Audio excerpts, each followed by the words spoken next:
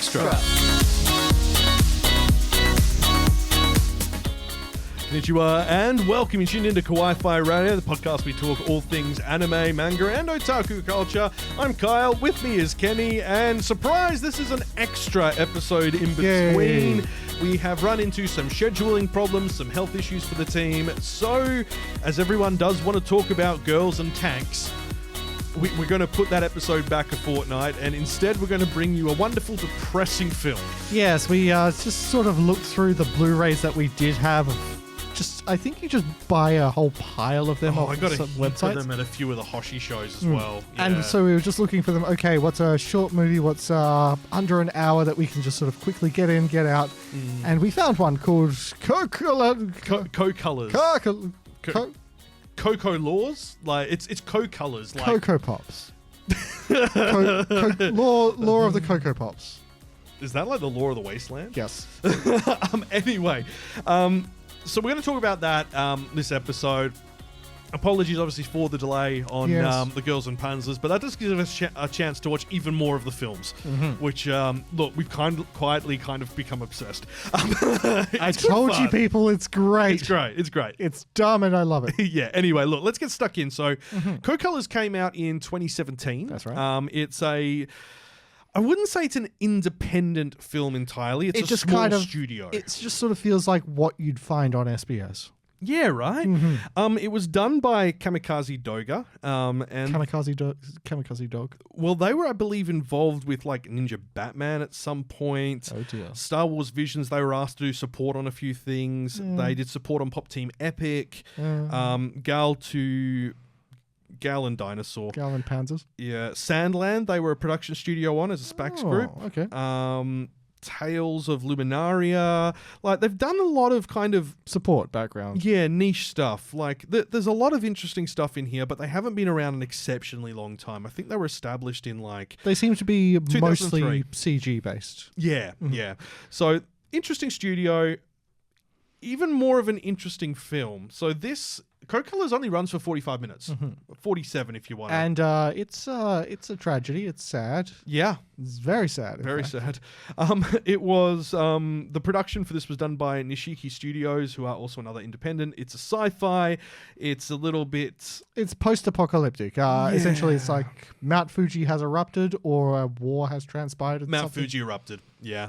We don't know about the war part. It's kind of a suggestion that a plane potentially flies over and bombs stuff, but we're not sure if that was a plane or some creature or what. Yeah, that's That was a weird sequence. that's unusual. Yeah.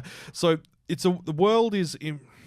I'm going to try and word this correctly because the Maori White is not great. Humanity, fearing the ash that burns and melts away human flesh, has no choice but to cover themselves in protective suits, their faces with gigantic masks, bundled up in their suits and hidden away behind them. The people fled deep within the underground. This is the story of the children growing up in this fearful world. That's from the official site. Now, interestingly, Cocolors was first screened at Machiasobi Volume 17, which was a convention, on October 9, 2016 as a live dubbing event. So they had the cast there dubbing it. And it was later completed as a full package film with its own audio track, which premiered at the next one, Machiasoba Volume 18. A live dubbing. Is that done often? No, it's not. That's weird. Like they do occasionally do, like, you know, they'll put a scene up at like a convention like Comic-Con and stuff that, and the actors will do you know, Something that's been done on but not before something's been released usually. It's very rare for that to happen. Yeah. This did win an award. It won the Excellence Award at the 21st Japan Media Arts Festival, which was 2017 as well. So it's a harrowing story, and you're going to feel sad if you watch it. So yeah, it's everyone's getting sick and bad. Oh no, when did this come out? 2017. It's a bit early for that. It predicted it. So I'm going to give you our synopsis instead, because this makes more sense than that. So the world's changed after Mount Fuji erupted. Humanity, or whatever it has become, has retreated underground. Everyone now wears pressure suits, and the soot in the air has caused everyone's health to begin to deteriorate. The story focuses on a group of kids as they grow up in this desolate world underground and their desire to see the sky outside. The main focus is on two of the kids. You've got Fuyu and Akai. Fuyu is a child that can only communicate with a flute they carry due to a birth defect. So I think they might not have been able to vocalize properly or something like that. Fuyu dreams of seeing the sky outside. However, Aki dreams of going outside and wants to show that world to Fuyu. Now, as they grow up, Aki finds colored stones while out salvaging in the wastes, and then use that for Fuyu to make to color in a drawing they made as kids. The one color they always wanted to find was the color of the sky, and there's a reason why they don't find that until towards the end of the story. So the reason's a bit it's a bit sad, artsy and sad, yes, but you know, it's kind of like, vanilla is the finest of the flavors. And it's like, yes it is, but that's not what milk does not taste like. Vanilla. So I'm sorry, what? Well, people say plain ice cream, right? Yeah. If you're talking about plain ice cream, it's not vanilla, it's milk flavored. Well, See what I mean? Like, so it's not plain. Vanilla is not plain. No, sorry, I'm having flashbacks now. Anyway, we have a local ice creamery called Pietro. Yeah, we were there earlier tonight. And every month or so, they make a new sort of like list of flavors, and they're always themed. And, it's got to be a year and a half ago now. They did one theme. I don't remember what it was. I just remember the milk and cereal flavored one. Was it breakfast for dinner themed? It tasted like milk and cereal. In fairness, we went and we had, like, it's the French one at the moment. So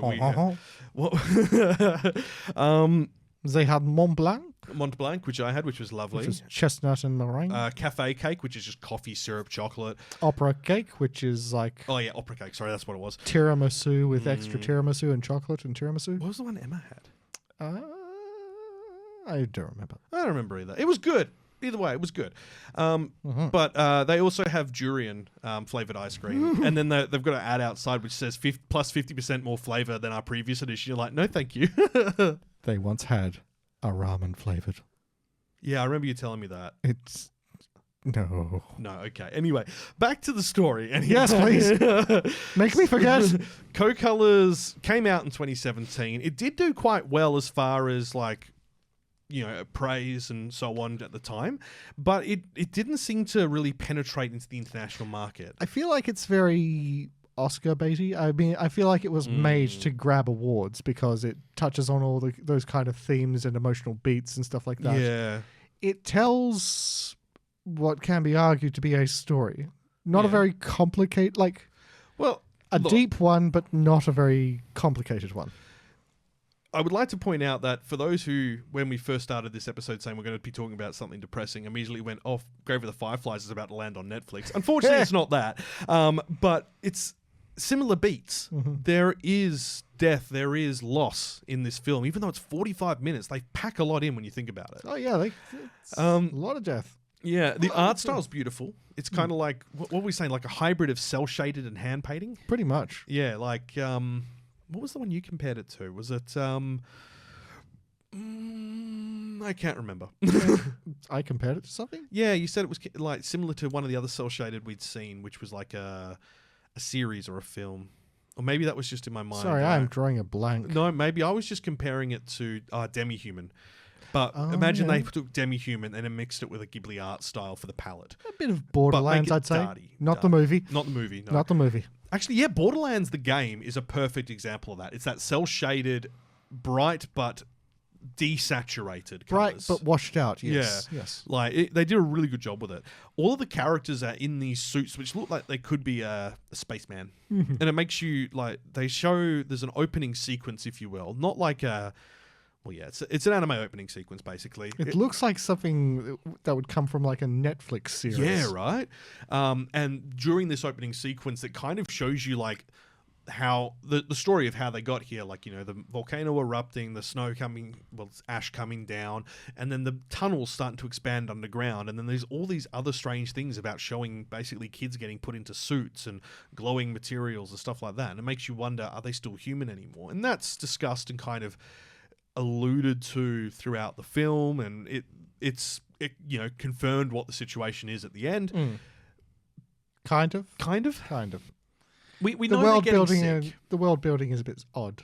Yeah, it's not bad though. Like, it didn't need to be too complex for what this was. Yeah. Like, if this was a 2-hour film, another matter altogether. Mm-hmm. Like, they would have had to done a lot more than they did. And that's not to say they I didn't do think enough. they were playing with the whole mystery of it to make Yeah. it seem like humanity has forgotten so much of what it was. Yeah, that's true. That's true. But yeah, as part of this story, like the overarching thing is this drawing they had when they were younger, Aki and Fuyu. Showing birds in the sky, and they're like, birds don't exist. Well, no, they put the birds in there. Like Aki said, there are creatures that fly in the sky, I've been told, and the other kids are like, no, there aren't. Bully, bully, bully. And Fuyu's It's a just weird like, thing to bully someone for. okay. So yeah, like Fuyu's like, because they can't communicate auditorily, they've got this little flute thing on their chest which they press the buttons on, which is like, this one's for yes, this one's for no, this one's for okay, for daijabu, and the story kind of evolves from there. Like, it starts with them really young. It skips 7 years later when some of them are old enough to now go out scavenging. And we will avoid spoilers in this. This all happens in literally the first couple of minutes. But the Aki's going out there and trying to find coloured stones that initially started. I thought, this is a pretty stone. I'll get it for Fuyu and bring it back, and Fuyu can have a look at it. Fuyu turns it into paint. And then Aki continues to try and find coloured stones of some form while out and about, and the painting gets more filled out as time progresses throughout the film, and it's really beautifully done as well. Like, it's not like it starts off and you think, oh, they're just going to do like the same colours over and over again. They're only going to use a single colour.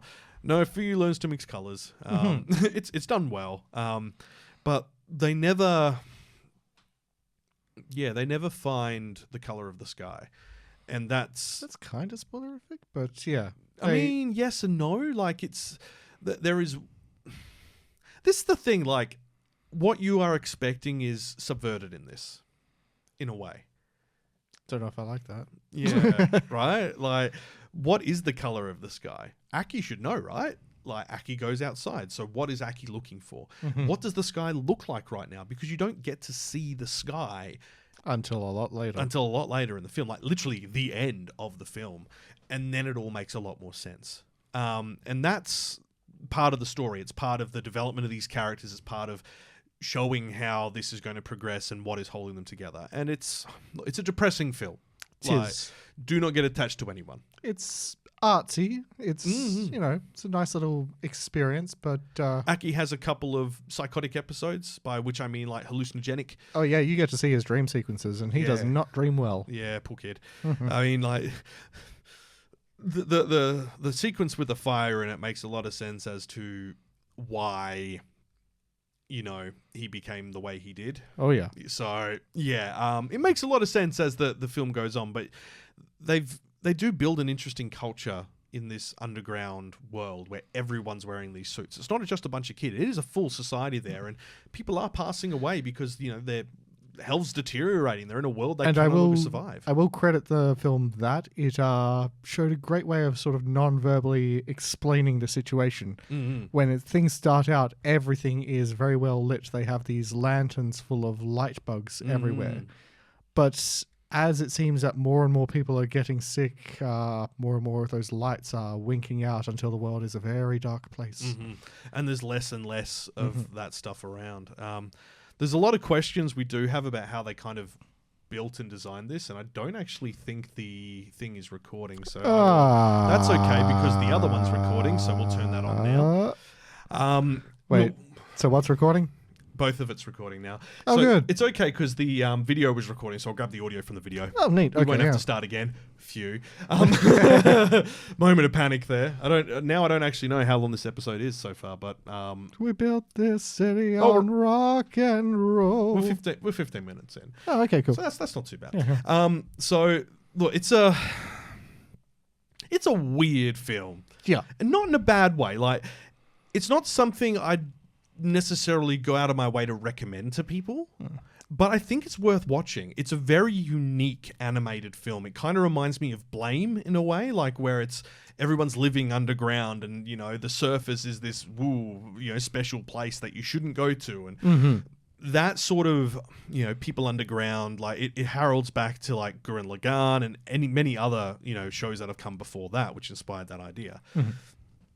I think it's worth checking out if you're interested in like those type of sci-fi genres, and it's only 45 minutes. If nothing else, for a bit of extra, something referential almost. Yeah. Nice piece of art. That being said, I don't know where you can watch it. As I said, we've got it on Blu-ray, and I haven't been able to find it anywhere else. Look, there will be places you can find it online. Yeah, of course. Whether that's safe or not, I can't say. I've asked you. Yeah, indeed. But because it was kind of produced by those smaller groups who are a support studio and so on, I don't know if like it's got like a big thing. And if you have a look at like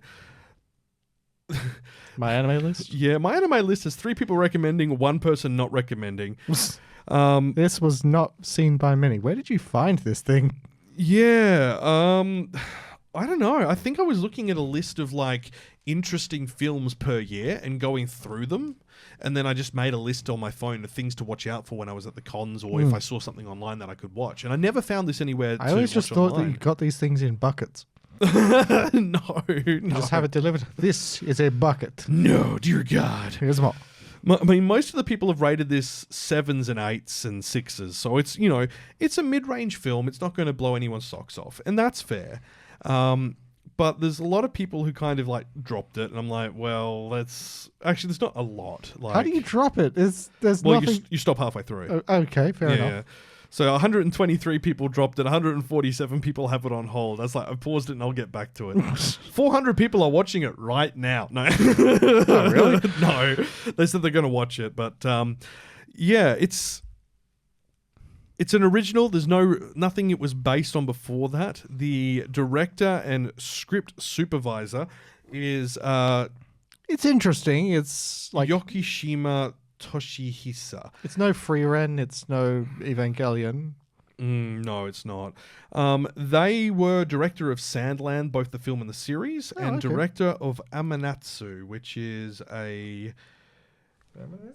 Oh, it looks like a little girl and another robot. Yay, robots. So, yeah. In the near that could future, be another a girl one. yearning for death and a robot who has been near her since she was a child continue moving in eternity. Wow, that sounds about as happy as the thing we just watched, Mr. Kyle. I know, right? What are we finding here? I know, not so Horrors beyond our wildest Not so much what are we finding, it's... What Are happened? these directors okay? No. I mean, look, some of the best animated features have come out of depression. Yeah. Look at Neon Genesis. Mm-hmm, fair enough. Like, and I say that being fully aware that I suffer from depression. So it's kind of just, it's a little bit of an odd one. I think this isn't going to be for everyone at all. But it might be for you. It's a unique take of how the world could go wrong. It's post-apocalyptic survival, CG. Everything you want to think about post-plague. Yeah. I mean, like, look, I don't know if there's been many animes which have tackled the idea of what if Mount Fuji went up. Like, that's fair. The nearest we've got is like the mega earthquake ones, and that's Fuji goes up as a consequence of the earthquake, not the other way around. Have you seen that other island? I think it's just off the coast of Japan. That is also a city built in an active volcano. Yes. Is it active or is it? It's active. Built inside the caldera? No, just but there's jungle in the caldera. Oh, okay. And yeah, they're around the edge of that, which is then itself kind of like an upwards crater. And it's just, who chooses to live on an active volcano? Who approved this? It's not just who approved this. Who's actively taking it up? Who's in the planning committee? I want to know. Like, who's sitting there going, yes, we'll build the new school here. Never mind that there's a volcano. Like, who's living closest to the caldera? Yeah. Who's that guy? Is that guy interested in volcanology? Because if he is, then cool. No, like, I think it's just a thrill seeker. Or just an old dude who's like, I'm not moving from my house. Just stares down the volcano every day going, you blink. Anyway. We've just made deep lore on an island. Yeah, we have. Don't even know the name of it. Great island. Go visit island.caldera. Go visit volcano place. Why? Because I don't know. Why is anyone living there? I don't know. Well, I mean, remember people were going to like volcano tours off New Zealand. Yes, but like, you can and we leave. saw how that went. Oh yeah. So like, But yeah, that's the thing. You can elect to go close to the thing and then leave. These are the people who are going there and then deciding, hey, this is nice. I mean, look, in fairness, land would be pretty fertile. Very. But it's also a bit steamy, sulfury, bit hot. bit brimstone. Yeah. Literal gates of hell. Yeah. And on What that were we bombshell, talking about again? Kawaii-Fi Radio.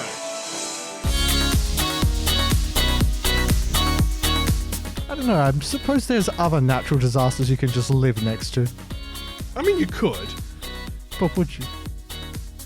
I mean, I wouldn't know, but there are a lot of people who do. People are weird, man. I mean, like, off the coast of... by the way, that is where we're going to leave things. Thank you very much for listening. But off the coast of Italy at... is it Sicily? Mm-hmm. Yeah, Sicily. Sicily's got Mount Etna. Mount Etna goes up every 5 to 10 years. Oh. I've climbed it. And I didn't know at the time that it goes up every 5 to 10 years. Does it just have a group of people who are like, well, the volcano blew everything up, but we will rebuild? Literally, yes. That's Just what I was going move. to. No, the amount of money they get. This is one of the most well-documented volcanoes in the world, other than the one in Iceland. And this, every time it goes up, they have tried different ways to direct the flow to try and figure out how they can control volcanic eruptions. They've managed a fair bit. But they didn't go and put a big block of concrete in the middle yet, and that's the next... No, it's not really. Let's just pop it like a cork. remember that movie. Oh, God, it's so dumb. Anyway, thank you so much for listening and watching for those on YouTube. Next episode, we will be returning and talking about Girls and Panzers. Woohoo! World of Tanks. World of Tanks. If you're listening... Let's do a thing. Yay. This is tapping his gut. This content could be sponsored by World of Tanks. It could be. We're saying World of Tanks to try to get the algorithm to get the attention of World of Tanks. I might put it in like the Hashtag World of Tanks. and the tabs. Look, thank you so much for joining us. Next time, as we said, Girls and Tanks. Most of the team should hopefully be back and better. Hopefully they're all well recovered. Tifa's a little bit crook after a conversation. Aaron's on night shifts at the moment. Hopefully Tifa's just worn down and sick from that. Yeah, hopefully Who it's knows? nothing spicy, let's be sure. Yeah, it's been an interesting weekend. Thank you very much to our Patreons, as always. Hello. Thank you for sticking with us. If you are interested in supporting us and hearing us... ramble about random stuff. showing off keyboards, like, check out our Patreon. We've got the pre-show, which is a episode which goes along every podcast main episode, and it's us talking trash, really unscripted. I introduced the concept of coarse language ASMR. Yes, you did.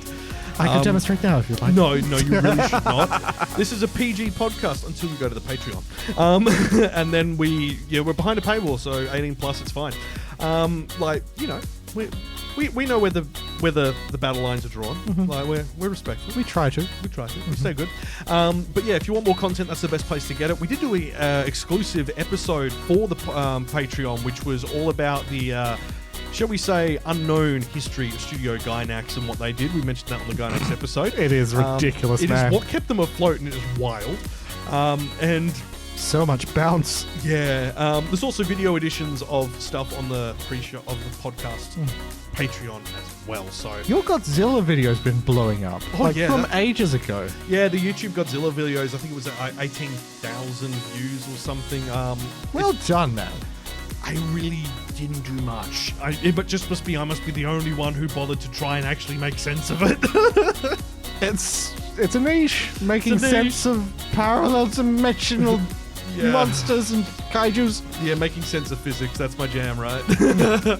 But that is where we're going to wrap it up. Thanks so much for listening. You've been listening to Kawaii-Fi Radio, and we'll see you next time. But between now and then, watch some anime! Or something, yeah.